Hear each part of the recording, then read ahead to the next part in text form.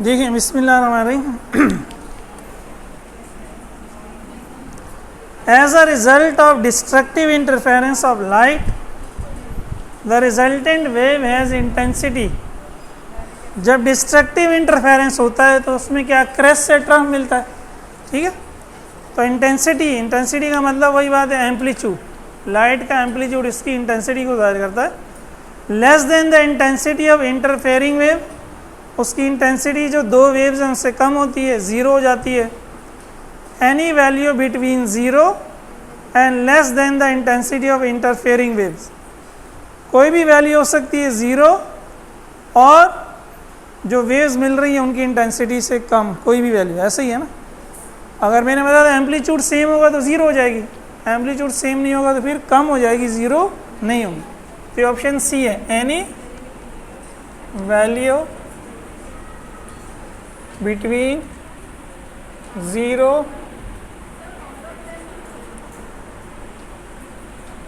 नहीं, इसमें सारा आ गया ना, ए और बी दोनों इसमें आ गए ना, ये जो सी है इसमें ए और बी दोनों आ गए, सही है।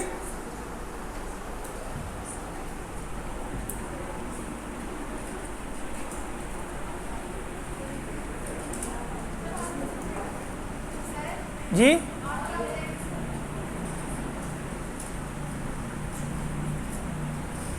मुझे समझ नहीं आ रहा आप क्या कह रहे हैं। ऑल ऑफ देम नहीं हो सकता ना भाई, ऑप्शन ए और बी को मिला लें तो सी बन गया ना, तो बस सी आंसर है ना, सही है। ऑल ऑफ देम का मतलब है ए भी है और बी, ऐसा नहीं है, ए और बी दोनों हो सकते हैं, ए और बी अलग अलग नहीं हो सकते। ए भी पॉसिबल है, बी भी, दोनों को मिला के सी बनता है। वो तो जैसे आपको कोई फॉर्मूला दिया हुआ है कि D sine theta is equal to M lambda ना, या delta X is equal to lambda L upon D, तो डेल्टा एक्स लैम्डा पे भी डिपेंड करता है, एल पे भी डी पे, हाँ करता है। तो लैम्डा एल डी, तब आप कहेंगे ऑल। लेकिन इसमें ए का मतलब होगा कि बी नहीं है, बी का मतलब है कि ए, तो ए और बी अलग अलग ठीक नहीं है, समझ रहे बात। ऑल ऑफ दम जब होता है जब ए अलग से ठीक होता है, बी भी अलग से, ए और बी अलग से ठीक नहीं है, सी ठीक है, समझ रहे हैं। ए में बी को छोड़ दिया, बी में ए को छोड़ दिया, तो ए और बी करेक्ट आंसर नहीं है। Number 2, in order to observe interference of two light wave the wave must have, अब जैसे कि ये इंटरफेरेंस की क्या कंडीशन होनी चाहिए, इक्वल वेवलेंथ होनी चाहिए, हाँ होनी चाहिए, इक्वल इंटेंसिटीज होनी चाहिए, होनी चाहिए, कांस्टेंट फेज होना चाहिए, हाँ। अब इसमें ऑल ऑफ देम आ जाएगा कि ये सारी बातें होनी चाहिए, क्योंकि ये अलग अलग चीज़ें।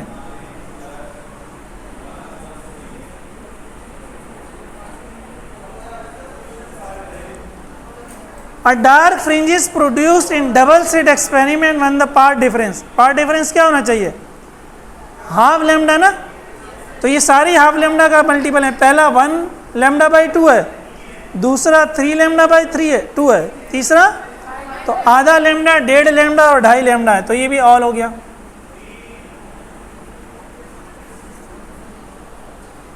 इन Young's double slit experiment distance between slits के दरमियान का जो डिस्टेंस है, यानी क्या, D is dash then distance between lens and screen, वह लेंस और स्क्रीन के डिस्टेंस से क्या है, L.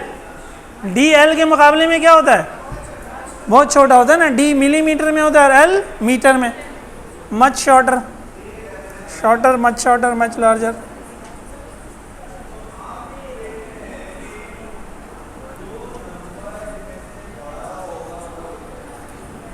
In Young's experiment distance between dark fringes is a dash distance between bright fringes, dark और ब्राइट के दरमियान डिस्टेंस क्या था, इक्वल था ना, fringe spacing equal to same था।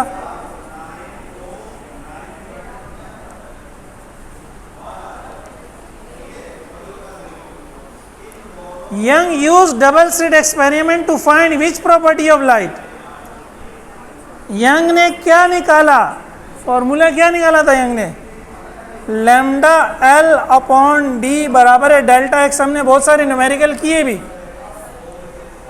एल तो उसने खुद सेट किया, डी भी उसने खुद सेट किया।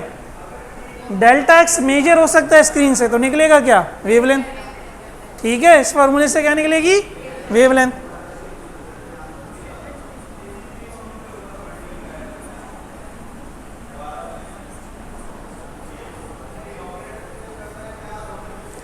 Michelson interferometer uses light from extended source, point source, either extended or point sun only। क्या था याद है? एक्सटेंडेड सोर्स थी, यानी जिससे रोशनी तेज आ रही हो, रोशनी की आबशार आ रही हो, शुआइन आ रही हो, स्ट्रीम आ रही हो। 8 partially silvered plate in Michelson interferometer is inclined at, हाँ दोनों प्लेटें थी 45 पे, कंपनसेटिंग प्लेट थी दूसरी। एक थी ये पार्शियली सिल्वर को क्या कहते हैं?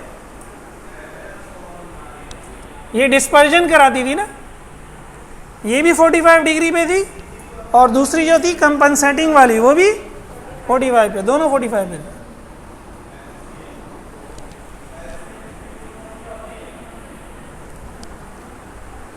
Compensating glass is used in Michelson interferometer to produce phase reversal in one beam, produce phase reversal in both beams, ensure that both beams pass through same thickness of glass। ये शायद notes में भी था।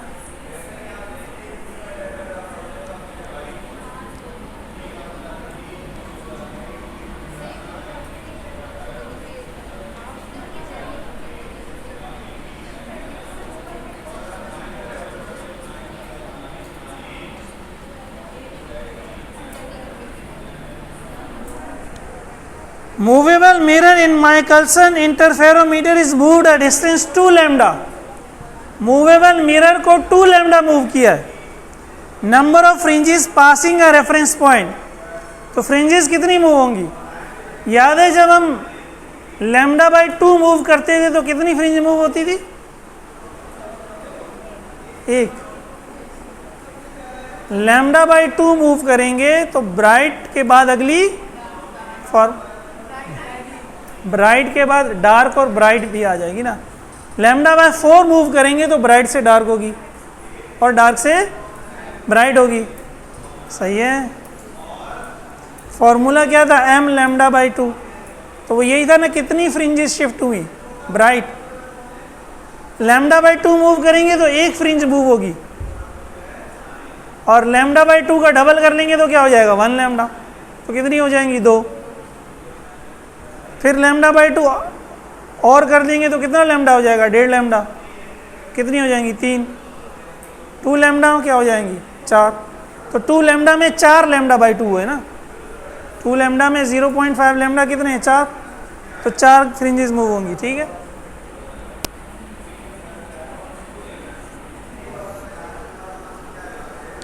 Diffraction of light depends upon, light की diffraction किस पे depend करती है? Shape of obstacle, surface of obstacle, nature of obstacle, या साइज पे ना।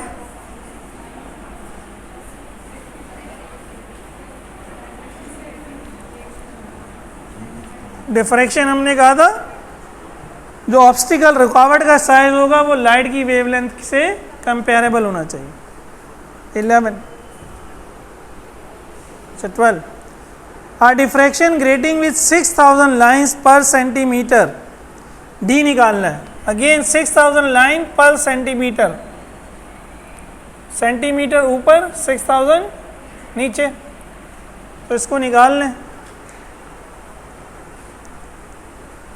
10 की पावर तो -4 हो जाएगा, 1.66 mm।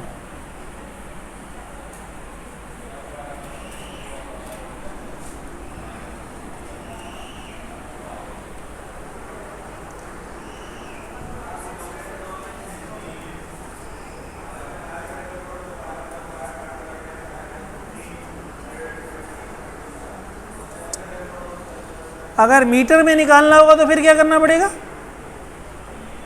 इस कोऑर्डिनेट से दोबारा क्या करना पड़ेगा, डिवाइड करना पड़ेगा, तो 10⁻⁻6 हो जाएगी बस। अच्छा 13 में कहता है centre of the diffraction pattern is bright since light from all parts arrive. Diffraction pattern का जो सेंटर होता है वो ब्राइट होता है, मैंने आपको पहले ही बताया था, और बहुत ब्राइट होता है। ये डिफ्रैक्शन और इंटरफेरेंस पैटर्न में फ़र्क है। तो वो कह रहा है क्यों होता है ऐसा, क्योंकि तमाम लाइट जो है डिफरेंट स्लिट से वहाँ पहुँचती है, क्या होती है, इन फेज होती है, producing maximum intensity, out of phase producing maximum, in phase producing minimum, out of phase producing minimum. तो देखिए इंटेंसिटी मैक्सिमम होगी जब ही तो वो रोशन है। और ये लास्ट लेक्चर में मैंने समझाया था, इन फेज का मतलब क्या है, क्रेस्ट से क्रेस्ट मिलेगा। जब क्रेस्ट से क्रेस्ट मिलेगा तभी इंटेंसिटी बढ़ेगी ना। आउट ऑफ फेज तो आंसर हो ही नहीं सकता। आउट ऑफ फेज में तो क्रेस्ट से ट्रफ मिलेगा तो इंटेंसिटी क्या होगी, कम होगी। तो in phase producing maximum intensity.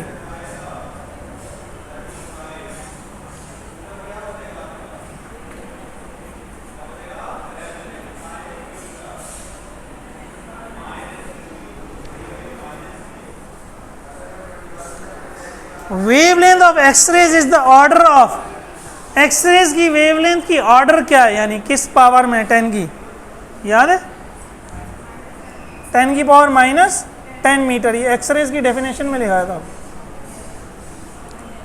15 which of the following is correct relation for Bragg's law. Bragg's law क्या था, 2d sin theta equals to m lambda. तो अब देखिए हमें ऑप्शन बी में दिया हुआ है, अगर ये साइन थीटा में इधर ले जाऊं तो 2d बराबर हो जाएगा m lambda upon sine theta, सही है ना। तो ये ऑप्शन बी है, सही है, ये आपका आंसर है।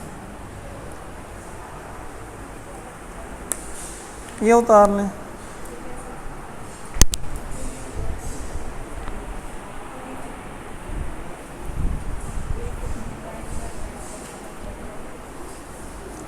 सिक्सटीन में कहता है objects make shadows when they are placed in front of a light source because light can diffract, can reflect, travel in straight lines, yeah, light speed is very high, can diffract। Diffract का तो मतलब होता है कि light मुड़ जाती है ना, वो भी जब मुड़ती है जब ऑब्स्टिकल क्या हो, शार्प हो। शेडो बनते हैं because light travels in straight lines. भाई अगर ये इसका शेडो अगर बनता है, अभी तो इधर ऊपर रोशनी है ना, पूरे कमरे में तारीकी और मैं सामने से लाइट मारूं तो क्या होगा, तो इसके पीछे शेडो होगा ना। अगर लाइट स्ट्रेट ट्रेवल ना करती, लाइट यूं जाके यूं पीछे से चली जाती, फिर लाइट स्ट्रेट ट्रेवल करती है, इसलिए इस पे पड़ने वाली वाली रुक जाती है और इसके ऊपर और नीचे वाली नहीं रुकती। अगर लाइट स्ट्रेट लाइन में ट्रेवल ना करती तो शेडो नहीं बनता, सही है। रिफ्लेक्शन का तो मतलब है टकरा के वापस आती है।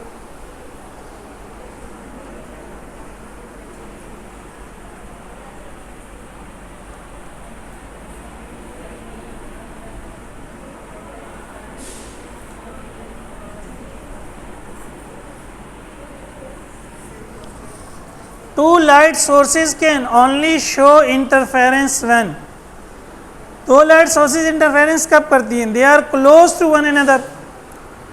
बी में कहता है they are close to one another and monochromatic. C में कहता है they are monochromatic, close and coherent. देखिए अगेन ये वही बात होगी, ये तीनों होने चाहिए। वैसे तो ए और बी भी होने चाहिए, लेकिन अगर मिला के बात करेंगे तो ये तीन होने चाहिए, इसलिए सी सही है, ठीक है।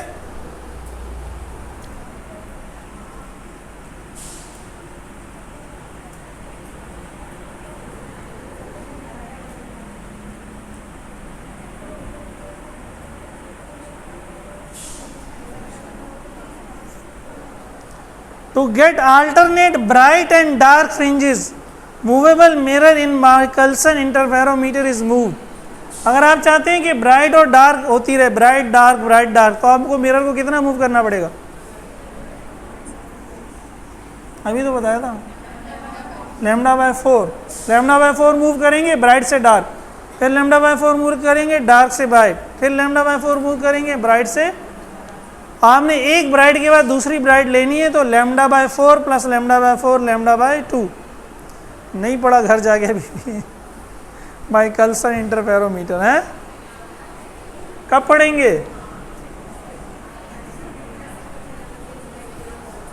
We can hear around at the corner but cannot see because, हम जब कोने में खड़े हो जाते हैं चुपके से, इस गेट के बाहर कोने में खड़े हो गए चुपके से ना, क्यों चुपके से? जासूसी कर रहे हैं, जासूस बन गए, बातें सुन रहे हैं चोरी चोरी छुपके, अंदर हमारे खिलाफ क्या बातें हो रही है। वैसे हमारा दीन कहता है तजस्सुस ना करो, तजस्सुस इसको जो करना है करने दो। हम सुन सकते हैं लेकिन देख नहीं सकते, क्यों? Condition in this case is favourable for sound diffraction but not for light diffraction. देखो होता क्या, डिफ्रैक्शन से क्या मुराद थी? मुड़ना। कहता है इस केस में जो कंडीशन है, जो सिचुएशन है, वो रोशनी के मुड़ने के लिए, रोशनी के डिफ्लेक्शन के लिए फेवरेबल नहीं है, क्योंकि ऑब्स्टिकल का साइज बड़ा है, दीवार का कॉर्नर। लेकिन साउंड के लिए वो क्या है? फेवरेबल है। बी में कहता है अदर वे अराउंड, एक उलट दो, यानी लाइट के लिए फेवरेबल है और साउंड के लिए फेवरेबल नहीं है।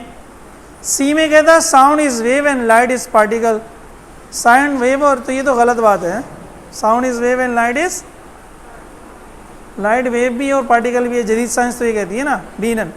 बेसिकली ऑप्शन ए ना, डिफ्रैक्शन तमाम वेव्स करती है लेकिन साउंड वेव की वेवलेंथ ज़्यादा है, इसकी वेवलेंथ ज़्यादा है इसलिए वो बड़े ऑब्स्टिकल से मुड़ रही है, और लाइट की वेवलेंथ छोटी है, वो बड़े ऑब्स्टिकल से नहीं मुड़ रही। ऑप्शन ए, ऑप्शन ए लिख देता हूँ मैं, ये थोड़ा बड़ा है, आप नोट से देख के लिखें।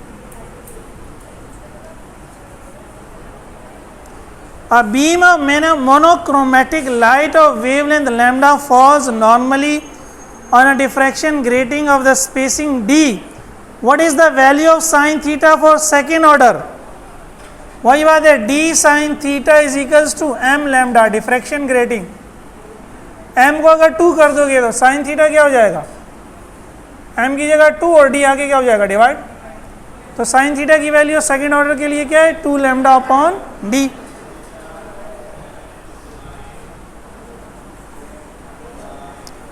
A wave is diffracted as it passes through an opening in a barrier. The amount of diffraction, बाज़ लोग diffraction पढ़ते हैं, बाज़ लोग diffraction है, मैंने पहले भी कहा दोनों सही है। The amount of diffraction that the wave undergoes depends on, diffraction किस पे डिपेंड करता है? अभी हमने डिस्कस किया। एम्पलीट्यूड वाला आंसर तो बिल्कुल गलत है, ए और डी तो आंसर नहीं हो सकता। वेवलेंथ बी या सी, कौन सा सही है? बी सही है या सी?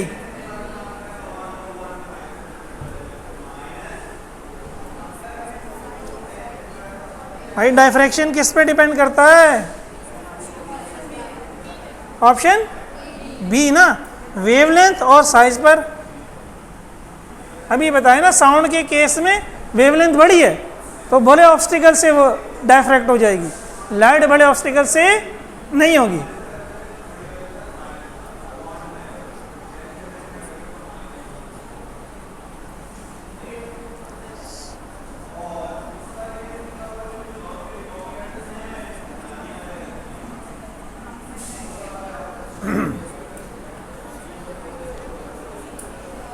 A material through which light can pass through partially, चलो ये भी पता नहीं आपके कोर्स में है नहीं है, ऐसा मटेरियल जिससे लाइट गुजर जाए उसको कहते हैं ट्रांसपेरेंट। जैसे शीशा और गिलास है, हाँ जैसे गिलास और प्लास्टिक है, शीशा तो गिलास ही हो, जिसमें से ना गुजरे वो ओपेक है, दीवार है। और जिसमें से कुछ लाइट गुजर जाए कुछ ना गुजरे वो ट्रांसलूसेंट है। इंग्लिश में कहते हैं नीम शफाफ, ट्रांसलूसेंट। जैसे कपड़े होते हैं ज़्यादातर, कुछ लाइट गुजर जाती है कुछ नहीं गुजरती, translucent. 23 when light rays reach the boundary between air and glass the light is, जब लाइट बाउंड्री पे पहुंचेगी एयर और गिलास की, एयर में ट्रेवल कर रही है, गिलास में दाखिल होने वाली है, एयर एंड हो रहा है गिलास स्टार्ट हो रहा है, इसको क्या कहते हैं बाउंड्री। याद है, एक मीडियम से दूसरे मीडियम में जा रही है, बाउंड्री पे क्या होगा लाइट के पास साथ, partially reflected and partially refracted, कुछ रिफ्लेक्ट हो जाएगी और कुछ रिफ्रैक्ट हो जाएगी, partially reflected and partially diffracted, totally reflected totally refracted. तो क्या होगा, पहला होगा ना। होता यही है, आप शीशे को देख रहे होते, कुछ रोशनी वापस आ रही होती है कुछ जा रही होती है, तो प्रैक्टिकल एक्सपेरिमेंट है, ठीक है। डायफ्रैक्ट तो होगी नहीं क्योंकि वो कोई छोटा सा सुराख तो है नहीं शीशा। Partially reflected and partially refracted, इसका भी ऑप्शन ए।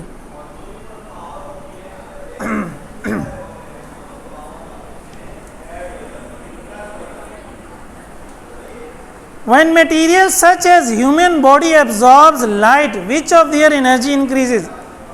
जब कोई मटेरियल लाइट को एब्जॉर्ब कर लेता है तो उनकी कौन सी एनर्जी बढ़ती है, chemical energy, thermal energy, kinetic energy या potential energy.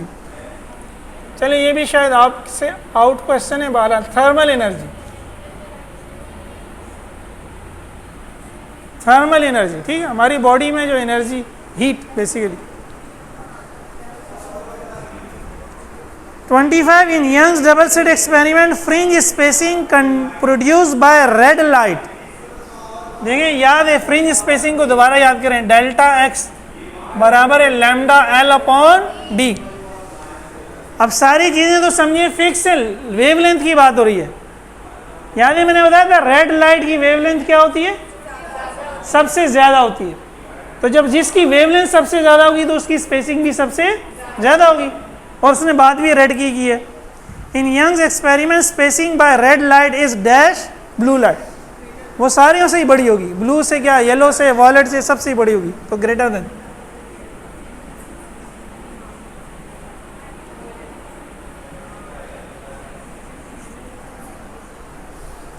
For which of the following colours will the fringe with B minimum.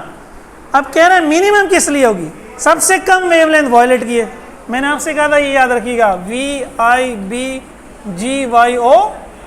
Red की वेवलेंथ सबसे ज्यादा, ये वेवलेंथ बढ़ रही है, और वॉयलेट की वेवलेंथ सबसे, तो जिसकी वेवलेंथ सबसे कम उसका डेल्टा एक्स भी सबसे कम।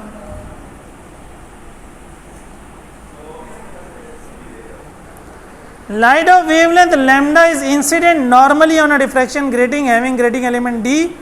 The angle between the zero order and first order spectrum depends on, angle between the zero order, angle किस पे डिपेंड करता है,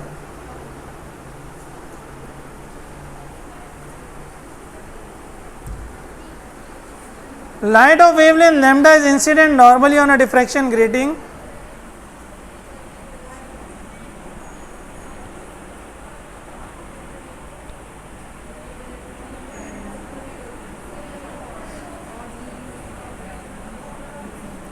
भाई एंगल किस पे डिपेंड करेगा, जीरो ऑर्डर का तो मतलब है आप एम को जीरो ही कर देंगे, वन ऑर्डर का मतलब होगा आप एम को, तो फिर एम को छोड़ के क्या बचा, लैम्डा और डी। एंगल किस पे डिपेंड करेगा, लैम्डा और डी पर। सही है, पहले ऑप्शन है डी एंड लैम्डा।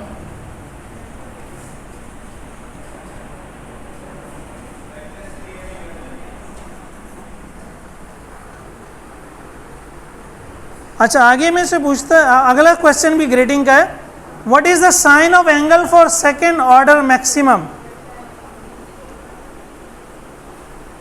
अच्छा लेकिन वो कह रहा है light of wavelength lambda is incident normally on a diffraction grating for which the slit spacing is equal to 3 lambda. Slit spacing D, D 3 lambda है, स्लिट स्पेसिंग क्या होता है डी, डी 3 लैम्डा है। अब आप सेकेंड ऑर्डर का angle निकालें, तो देखिए यही फॉर्मूला ना, सेकेंड ऑर्डर में क्या होगा, m की जगह क्या हो जाएगा 2, तो साइन थीटा बराबर हो गया 2 लैम्डा अपॉन डी, डी की जगह क्या आ जाएगा 3 लैम्डा, तो लैम्डा से लैम्डा कैंसिल, भाई क्या बच गया 2/3। ठीक है, तो अल्हम्दुलिल्लाह ये वो इंग्लिश में कहते हैं, एक वर्ड कहते हैं जायगेंटिक टास्क या मेमथ टास्क, एक बहुत बड़ा टास्क था क्या, ये लेक्चर्स रिकॉर्ड करना और इनको फिर यूट्यूब पे अपलोड भी करना। सेकेंड ईयर के हो गए थे, आज फर्स्ट ईयर से भी अल्हम्दुलिल्लाह जान छूट गई। अब जब कहीं जाके कोर्स चेंज होगा या आपका ये रिड्यूस सिलेबस को वो कुछ और करेंगे तो तब मैं ये ख्वारी करूँगा, वरना तो अब जो भी नए स्टूडेंट आएंगे इसी को देखते रहेंगे, इंशाल्लाह उनका फ़ायदा होता रहेगा। बीच में हो सकता है एक आध में कोई वीडियो और रिकॉर्ड करूं एग्ज़ाम के हवाले से या एंटी टेस्ट के हवाले से, वरना मोस्ट प्रोबेबली ये मेरी लास्ट वीडियो होगी इस फिज़िक्स के कोर्स की। अगर ये बुक चेंज हो जाएगी या आपके सिलेबस में वो कोई मॉडिफिकेशन करेंगे तो फिर देखेंगे। ठीक है।